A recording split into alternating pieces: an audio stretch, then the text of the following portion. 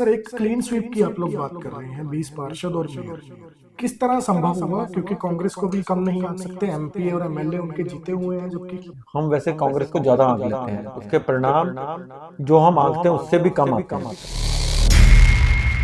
वहीं आप लोगों के मंच से बात हो रही है महानगर, आईएमटी और अंबाला को एक बड़ा लेवल पर डेवलप करने की। तो क्या लगता नहीं है कि आप लोग जो सपने दिखा रहे हैं लोगों को, वो बहुत ज्यादा बड़े दिखा? देखिए, वैसे भी ना जी, अगर आपने कुछ बड़ा करना है तो सपना बड़ा ही देखना पड़ता है कि पूरे के पूरे 20 वार्डों में भारतीय जनता पार्टी की एक तरफा जीत नजर आ रही है। भारतीय जनता पार्टी क्योंकि अपना चुनाव विकास के दम पर लड़ती है और हमेशा पार्टी हर समय चुनाव के लिए तैयार रहती है, चाहे कोई भी चुनाव। अंबाला के चुनावी रण में उठापटक जारी है और जोर आजमाइश दोनों तरफ से पूरी की जा रही है। फिलहाल मतदान में कुछ ही दिन शेष बचे हैं और क्या कुछ अंबाला की जनता का रुझान है, राजनीति किस तरफ जा रही है, उस पर बातचीत के लिए समाज सेवी और भाजपा के वरिष्ठ नेता अनुभव अग्रवाल हमारे साथ मौजूद हैं। अनुभव जी, स्वागत है आपका बहुत बहुत। अनुभव जी, किस तरह से देखते हैं, फिलहाल कुछ ही दिन बचे हैं मतदान में, तो अभी तक का रुझान आप किस तरह आकलन करते हैं चुनाव का?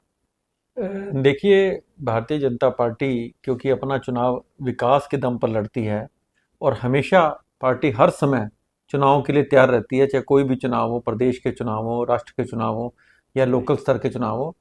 तो ये भारतीय जनता पार्टी ने जिस तरह से उम्मीदवारों का चयन किया है, जिस तरह से मेयर पद के उम्मीदवार का चयन किया है, एक आम कार्यकर्ता को उन्होंने हर जगह टिकट दी है और उसका परिणाम ये है कि पूरे के पूरे 20 वार्डों में भारतीय जनता पार्टी की एक तरफा जीत नजर आ रही है।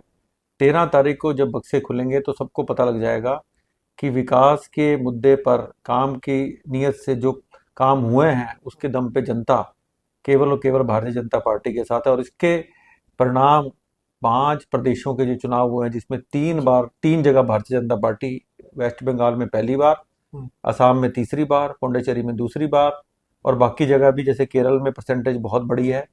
तो ये दिखता है कि लोगों का विश्वास नरेंद्र मोदी जी की तरफ, नायब सैनी जी क्योंकि कलकत्ता का, वेस्ट बंगाल का चुनाव देख रहे थे तो उनकी तरफ बहुत बड़ा है। सर, एक क्लीन स्वीप की आप लोग बात कर रहे हैं, 20 पार्षद और मेयर।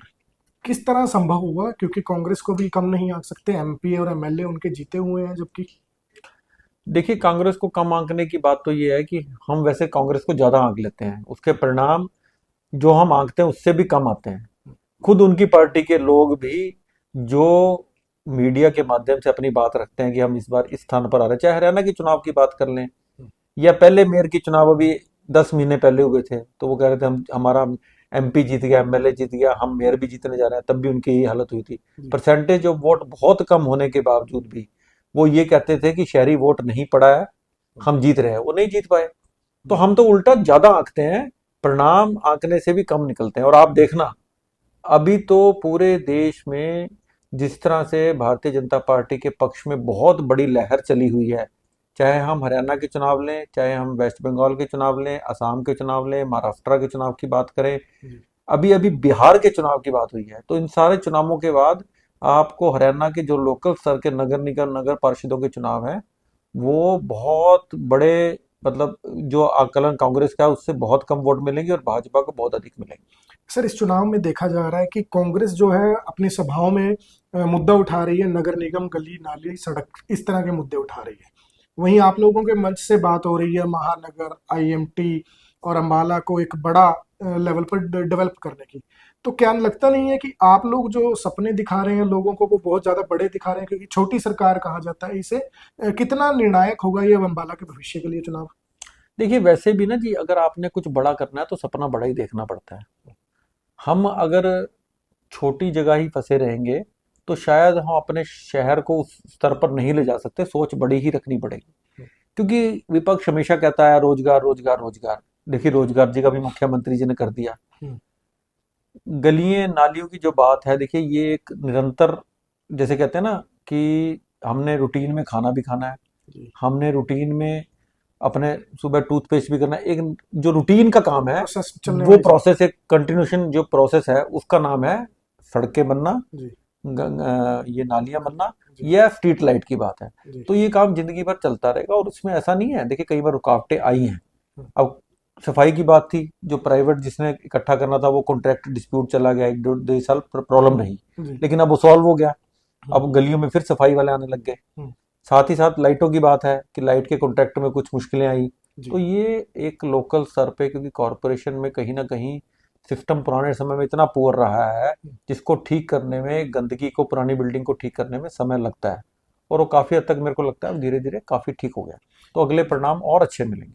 सर, देखने में आया कि आप लोगों की तरफ से, भारतीय जनता पार्टी की तरफ से मुख्यमंत्री तक जो है मैदान में उतर चुके हैं। वहीं कांग्रेस अभी सीनियर लीडरशिप में अगर हम बात करें तो दीपेंद्र हुड्डा का पता लगा है कि आज पहुंचेंगे। तो कितना फर्क मानते हैं, क्योंकि कांग्रेस अभी तक कोई भी बड़ा नेता जो है इस चुनाव में नहीं उतार पाई है, तो कितना बेनिफिट आप लोगों को मिलने वाला है इससे? देखिए, ये हमेशा है, वो एयर कंडीशन कमरे में राजनीति करते हैं। भारतीय जनता पार्टी के प्रधानमंत्री किसी भी जगह चुनाव होते हैं, वो तो उनका बस नहीं चल रहा, वो तो कॉरपोरेशन के चुनाव में भी कूद जाए। जी।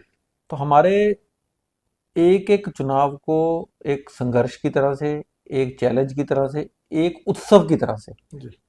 ये चीजें मान के चुनाव भारतीय जनता पार्टी लड़ती है। इसलिए अमित शाह जी ने कह दिया ना जी कि अब हमारा जो लक्ष्य है, मैं पंजाब की तरफ देखूंगा। पंजाब के चुनाव को 1 साल पड़े। जी।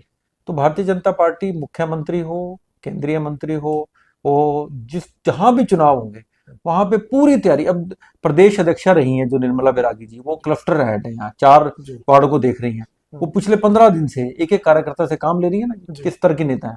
जी। तो ये भारतीय जनता पार्टी का तरीका काम करने का, स्ट्रेटेजी है, उनकी पॉलिसी है, माइक्रो मैनेजमेंट है। अंत में वोटर्स से क्या अपील रहेगी, क्या कहना चाहेंगे? वोटर से अपील है कि वो, देखिए, उम्मीदवार पे ना जाए, वो केवल और केवल पार्टी को देखकर वोट दे। अब समय का बदलाव है।